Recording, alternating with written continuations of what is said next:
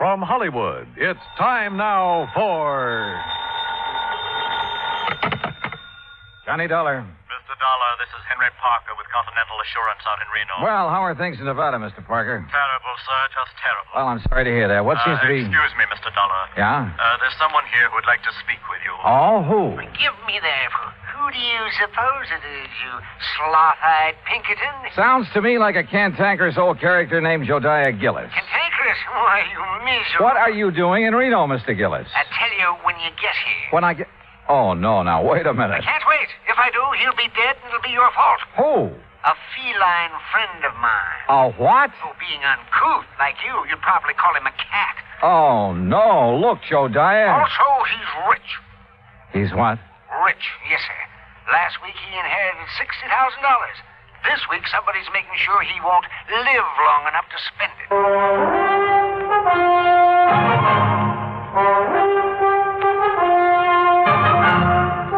Bob Bailey in the exciting adventures of the man with the action-packed expense account. America's fabulous freelance insurance investigator. Yours truly, Johnny Dollar.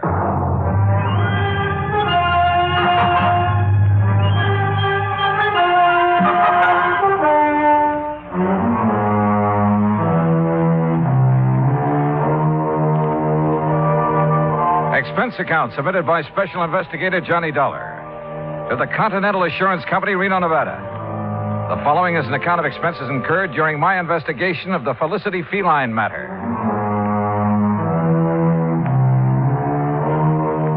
Expense account item 1, $164 air transportation, Hartford to Reno. En route, I wondered again what Jodiah Gillis was doing in Nevada. At Reno, he was on the flight deck waiting for my plane, and standing beside him, wearing a dark suit and expression to match, was a tall, cadaverous-looking gentleman. As I started down the ramp, Jodiah began calling me. Yeah, there he is. Dollar, yoo-hoo. Hey, Johnny. Oh, hi. Afternoon, Jodiah. Well, you are a sight for sore eyes, boy. Yes, indeed, you are. Johnny, this is my friend and business associate, Henry Parker. Mr. Parker? Oh, I'm certainly glad you've arrived, sir. That's so? Yes, Mr. Gillis has been quite concerned over Felicity. The Felicity? The feline. What do you think you came out here for? Your health? Well, no. Yeah, then give Parker your checks. My checks. So what's the matter with you? The altitude affect your mind? Hand over your claim check so Parker can fetch your luggage. Sure. Here. Yeah. Go on, Parker. Go on. We haven't got all day. Whatever you say, Mr. Gillis. We'll be in the waiting room. You hurry up. Yes, sir. Now, come on, Dollar. Come on. Jodiah, before I left Hartford, I tried to check up on this Continental Assurance Company. Nobody ever heard of it. A lot of things those white-bellied clerks in Hartford haven't heard of. But the fact is, Continental ain't exactly worldwide. Oh? In here. No, sir. It ain't nationwide either. Well, just how wide is it? Well, you know how far it is from Winnemucca to Black Butte? No. Good. It's just about that wide. Oh. And Parker is one of their agents, huh? Agents? Parker is the president of the Continental. The president? But you just... Well, you look peaked, boy. You better sit down. Phew. Jodiah, I shouldn't let the man that's paying my salary run after my bag. Pish-tash. Here, take a look at this. It's my new business card. Yeah, go on, read it. Jodiah Gillis, chairman of the board, Continental. What? Yes, sir. But Floyd's of England has always carried your policy. Carried, yes, past tense. I don't take guff from anybody, especially a ninny of an insurance agent telling me what I can insure and what I can't. You had a fight with him? Yep. My cousin Rachel, she's a sweet girl. She lives in the Belgian Congo. She sent me an African anteater. Now, all I wanted Floyd's to do was insure it for $15,000. And of course they wouldn't. Nope. So you canceled all your policies and bought the controlling interest in Continental. Same as anybody else would have done. Oh, sure. And naturally, you insured this anteater. Yeah, Archie. That was his name. Was his name. What happened to him? Well, it was a terrible thing, Johnny. Oh, it was just poor old Archie. He overindulged. He did what? Yeah, he overindulged. He found a house full of termites. Oh. Yes, finally died. Acute indigestion. Too bad. But of course, Continental Assurance paid off. And of course they paid off, and with a smile. Same as they paid off the $60,000 to my feline friend, Felicity. What 60,000 to Felicity? What do you think? The 60,000 Felicity inherited from Mrs. Hammermeyer. And who is Mrs. Was. All right, was Mrs. A Hammelmeyer. client of Henry Parker's. Had a life policy for 60,000. Felicity was the beneficiary. But didn't she have any children or relatives? She had one brother, a nephew, and a niece. Oh, of course, not counting Mrs. Hawkins, who was Mrs. Hammermeyer's best friend. You see, the two ladies lived together 15 years. Right now, Mrs. Hawkins has been appointed trustee to administer the 60 grand as Felicity needs. Oh, I see. Yes, you'll meet her as soon as we get settled. Jediah, what makes you think someone's trying to kill that cat? I don't think so. I know it. There have been 2 attempts in 2 weeks. You ask Mrs. Hawkins. She'll tell you. Mr. Gillis, Mr. Dollar. Well, it's about time, Parker. Well, come on, Johnny, come on. We'll take you down to the Mapes. The Mapes? The Mapes Hotel. I'm staying there. And if it's good enough for me, it's good enough for you. The Mapes Hotel stands high above Virginia Street overlooking the Truckee River. After Gillis checked me in and introduced me to the owner, Mr. Charles Mapes, I unpacked and went with Jediah out to the old Hammelmeyer place where Felicity the cat, Mrs. Hawkins, and the relatives still lived. We rang the old-fashioned doorbell and waited. In a moment, the door was opened by a pasty-faced man of about 28. Yeah? Oh, Mr. Gillis. Yes, afternoon, Oscar. Mrs. Hawkins in? Ain't she always? Who's he? He's a friend of mine who's also an insurance investigator. An insurance? Name's Johnny Dollar. Johnny, this is Oscar Emmett, the late Mrs. Hammermeyer's nephew. Hiya. I suppose you're here about that lousy cat. That's right. Come on in. I'll tell the old lady you're here. You know where the living room is at, don't you, Mr. Oh, indeed I do. Oh, friendly sort of character. Oscar's like the rest of the Emmets. They just can't stand seeing Felicity eat steak when they got to have tuna casserole. Oh. In here, Dollar. All right. Well, what kind of work does he do? Work? Oh, Oscar, none of the Emmets worked. No, sir. Not even Mrs. Hammelmeyer's brother? Emmett spends all his time in the gambling halls. You know, gambling's legal here. He a professional? Oh, no. He's got a slot machine route. He goes around poking his finger in the payoff trays, picking up the nickels and dimes that people overlook. I see. Yeah, let's sit down here. Let's sit down. What the? Ouch! Felicity! That cat has claws. Oh, you stepped on his tail, you stupid. Tell him you're sorry, Dollar. Well, I didn't know he was there. Sorry, Felicity. Oh, the bad man didn't see you. What the hell's going on in here? Felicity, you get right down off that table. You hear me. You. Mr. Gillis, would you use your influence, please? Well, I'll certainly try, Mrs. Hawkins. Felicity. Come on now, honey. That's a good kitty. There. Now. I just put out a nice dish of scallops for him. Oh, you hear that, Felicity? Scallops. Oh, yum. Sure. So you run along now. Bye-bye. Oh, I do declare I've never seen a man who has such a way with animals. Well, And that goes for lonely widows, too, Mr. Gillis. Oh, now, Leona, stop. Jediah. Oh, yeah. Mrs. Hawkins. Leona is just fine. Yeah, well, this is the young fellow I was telling you about, Johnny Dollar. Oh, well, this is indeed a pleasure, Mr. Dollar. Jediah told me so much about you. Oh, is that so? You're much more handsome than I imagined, Mr. Dollar. Yeah, now, good gravy, Leona. Now, you just tell him what's been going on around here. You mean about Felicity? That's what I mean. Well, somebody's after him. Trying to kill him. Tell me, has an actual attempt been made on his life? Wednesday night a week ago. I let him out just before I went to bed, like always. Uh-huh. He'd been out about an hour when it started to pour. And knowing Felicity hates to get wet, I opened the front door to call him. Well, just as he was crossing the street, I heard this big car start up, Yeah? and it zoomed straight for Felicity. Whoever was driving it almost turned over, trying to hit him. You didn't get a good look at the driver, huh? I didn't get any kind of a look. It was too dark. Well, what about the car? What make was it? If I knew that, I'd have already told you that. I haven't any secrets from him.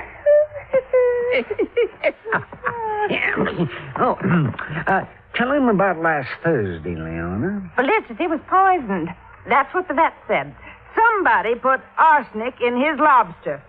Lobster? Oh, yes, he just loves it. According to the instructions Mrs. Hammelmeyer left, he's to have lobster once a week, steak 3 times, and boiled chicken every Sunday. I see. Yes, and as long as I take care of him and obey her instructions, I can live here rent-free, same as her kin, the Emmets. Uh-huh. Same as them. Mr. Gillis, just who gets Felicity's money in case he dies?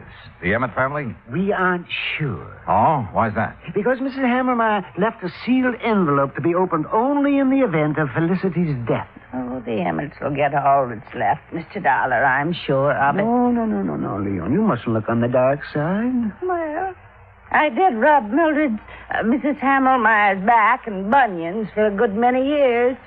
Did her marketing, so she got her medicine on time. I do hope she appreciated it. She did, Leon. You see. You dear, sweet man. Hello? Anybody home? Where is everybody? We're in the living room. Yes, I figured they'd start flocking in. Now it's dinner time. Dollar. Yeah. It's Joyce Emmett, the niece. She hates cats. Told me so herself. Oh. Well, evening, Mrs. Hawkins. Do I have time to take a shower before dinner? Oh, I didn't know he had company. Mr. Emmett, Joyce, you both know Mr. Gillis. Yes. Hi, Mr. Gillis. Terrible. And this is Mr. Johnny Dollar. He's investigating the trouble we've had about Felicity. After the would-be cat killer, huh, Johnny? Yeah, that's right. I'll lay 8 to 5 you never catch him. Or her. Could be a woman, you know. Oh, yes. It most certainly could. Why, Joyce, the way you say that, you act as if you want Mr. Dollar to start investigating you. Maybe I do. How about it, Johnny? Well, how do you feel about Felicity, Miss The Emmett? same as everyone else in this house. Aunt Mildred had no business leaving all her money to that creeping night crawler. Joyce. Well, he is. Mr. Dollar, just what interest do you have in Felicity? He isn't insured. Mr. Gillis sent for me, Mr. Emmett. He did? Yes, I did. Continental has a moral responsibility to see that the funds handed over to widows, children, and dumb animals are protected from swindlers, connivers, and blackguards, of which I'm sure this house has many. Why, you pompous, wrinkled old Romeo. Joyce, please, if you can't hold your tongue, leave the room. Well, what I said is the truth. Man his age getting romantic. You wait, girl. 30 years from now, you'll be mighty glad men my age can get romantic. That's telling it. Mr. Emmett. Mr. Emmett, do you share your daughter's opinion of Felicity? Why, of course I do. I'm a dog man. Besides, I can't see why she left all that money to the critter. Mrs. Hawkins has figured up what it costs to keep him like a king every week. Yes, $23. Maybe a trifle more by the time I get him out of the pretty kitty. The pretty kitty? Well, it's a beauty parlor for cats. Felicity has a standing appointment there every Friday at 1. Oh, no. $23 a week. You know how many weeks it'll take him to spend that $60,000, not counting the interest that'll add up while he's doing it? No, not exactly. No, 2,600 weeks. 50 years. And believe me, the odds in any cat living to be 50 years old, well... I'll lay you 10 to 1 he doesn't live another 6 months. Joyce. Oh, speak of the devil. Well, hello there, Felicity. Oh, did you know we were talking about you? Did you finish up all your dinner, Felicity? He sometimes doesn't eat all his scallops. Last week I gave them to Oscar. Oh, it's disgusting. Well, look at him. He thinks he owns us. What do you mean, thinks? A few minutes later, Josiah drove me back to the Mapes. Whether it was the Emmets or Mrs. Hawkins who wanted Felicity out of the way, I didn't know. But I did know we should get him out of that house as soon as possible. I changed my clothes, met Josiah and his friend Charlie Mapes in the Skyroom for dinner, did a bit of gambling, then went to bed. Must have been about 3:30 when the phone rang. Hello. Oh, Dollar, please answer me. Who is it? Mrs. Hawkins, I tried to get Mr. Gillis, but he left word he wasn't to be disturbed. Oh, well, what is it, Mrs. Hawkins? What's wrong? Oh, it's terrible. Oh, it's just terrible. What is it? What's happened? Felicity, he... Felicity, what? I let him out about 10, but he's disappeared. Mr. Dollar, I know he's been killed.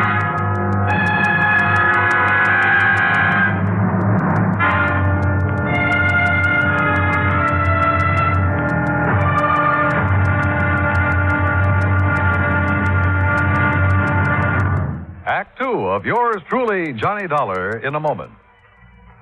Anyone who has survived the rigors of basic training is familiar with a great variety of milk that is dished out periodically in the armed forces. Now, there's frozen milk, concentrated milk, frozen concentrate, and good old powdered milk. But sometimes supplying wholesome, fresh, real milk has been a problem when servicemen have been stationed in out-of-the-way places. The United States Air Force came across that problem some time ago in the island of Terceira in the Azores, those Portuguese islands that dot an eastern portion of the Atlantic Ocean. The air base there was considered powdered milk country for a long time. Although cattle have played an important role in the economy of the island of Terceira, the herd was badly inbred and milk production was very low. Modern milk processing was not a part of the picture.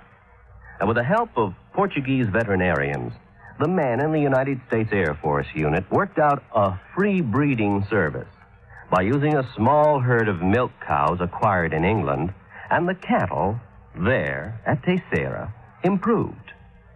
Then, a complete pasteurizing, homogenizing, sterilizing, bottling, refrigeration plant was flown in from the United States. As soon as this activity got underway, milk production began to climb steadily, and thirsty Air Force men and civilians were soon buying and drinking the new fresh milk. When economy of the island began to rise rapidly, the people were happy and grateful. You might say that a little milk of human kindness increased understanding on an island of freedom, the right of all men everywhere. And now, Act Two of yours truly, Johnny Dollar, and the Felicity Feline matter.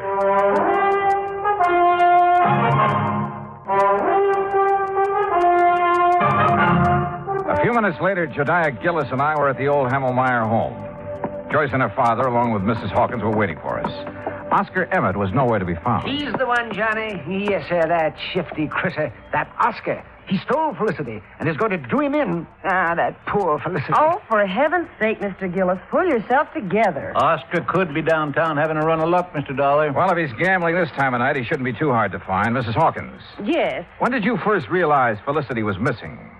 Why, about an hour ago, I guess it was. I woke up and remembered he was still outside, so I came down and called him. Yeah? Always before, ever since he was a little kitten, he's come back home for me.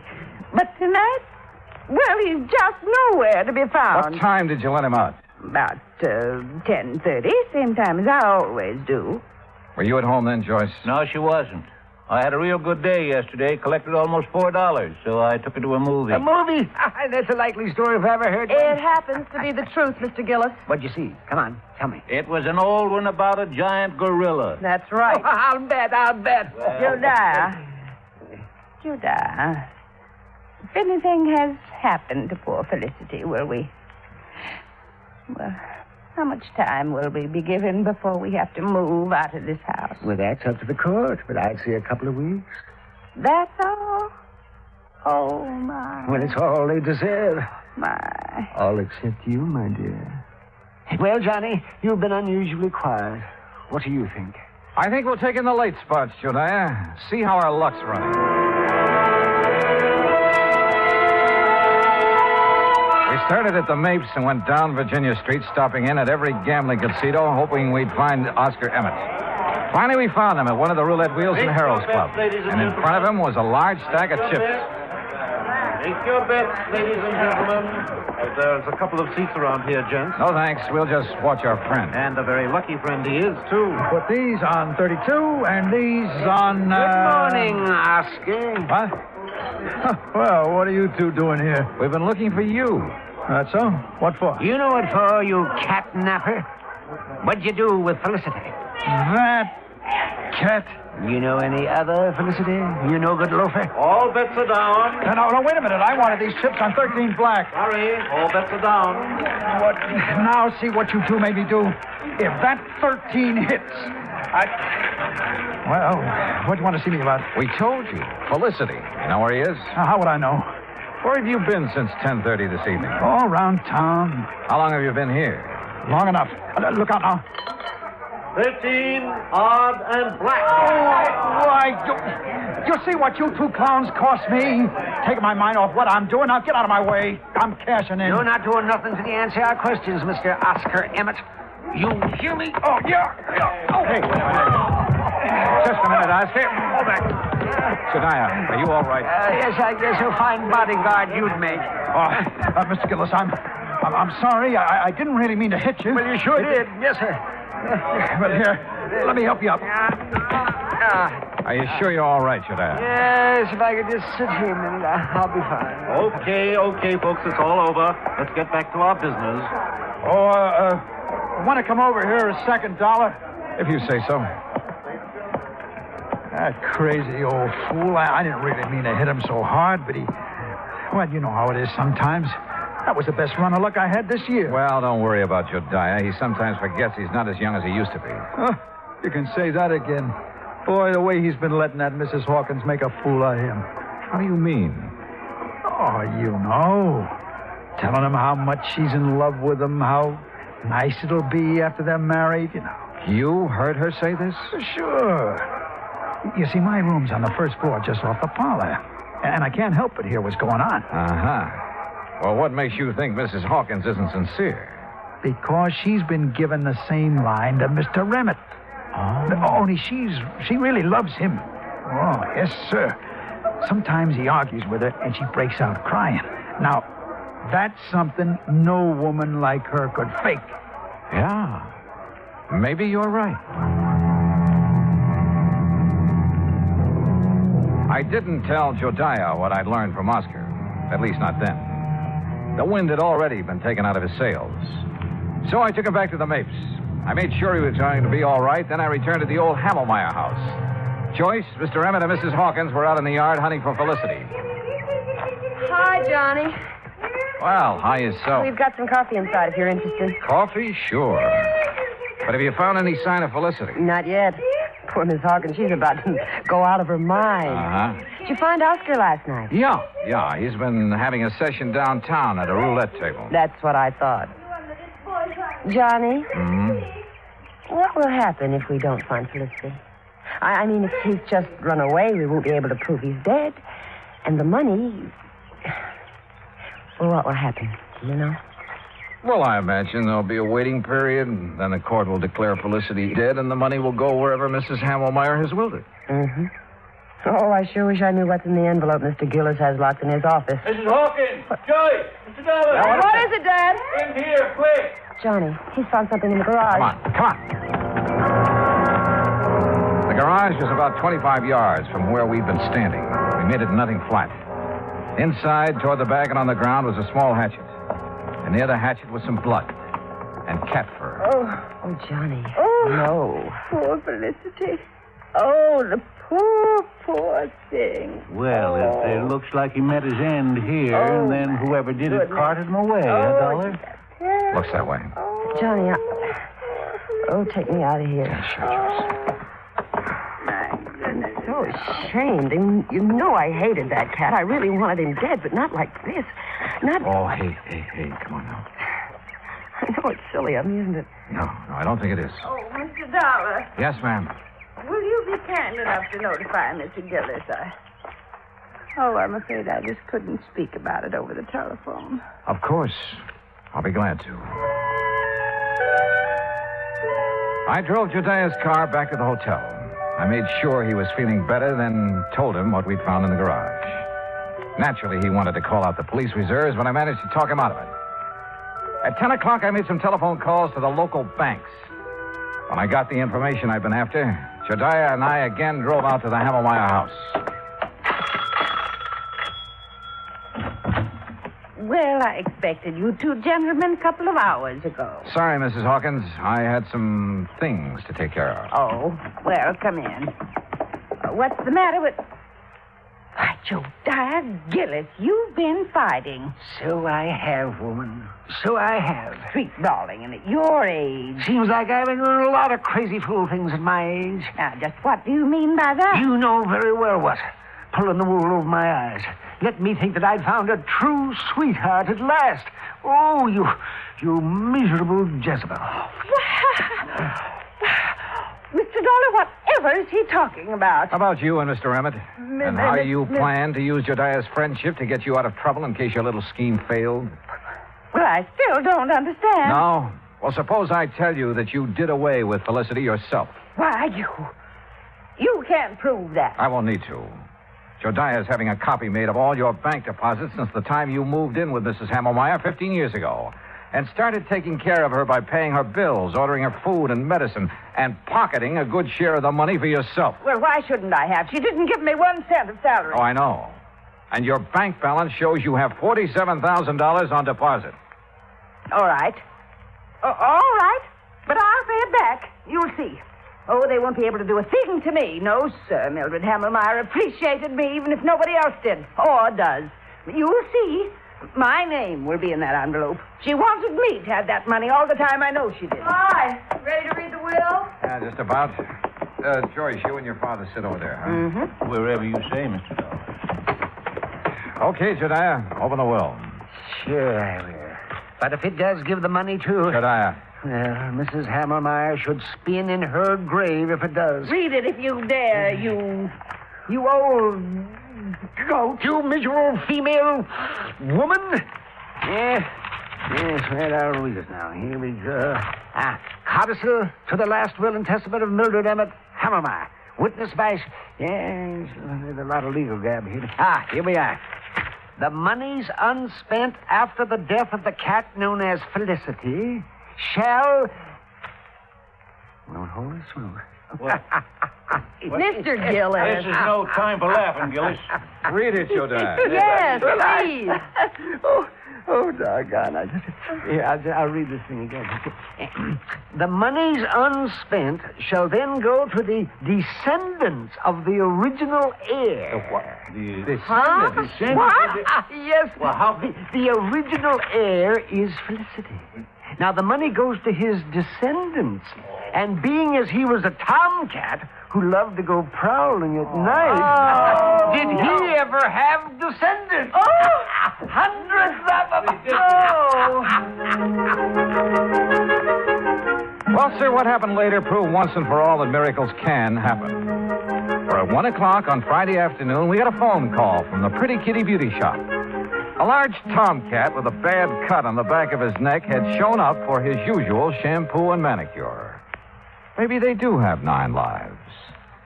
Expense account total, including hotel bill, incidentals, and transportation back to Hartford, $407.20. Yours truly, Johnny Dollar.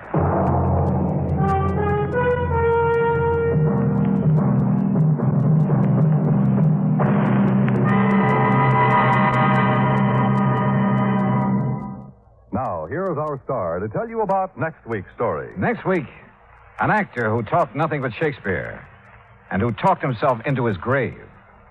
Join us, won't you? Yours truly, Johnny Dollar.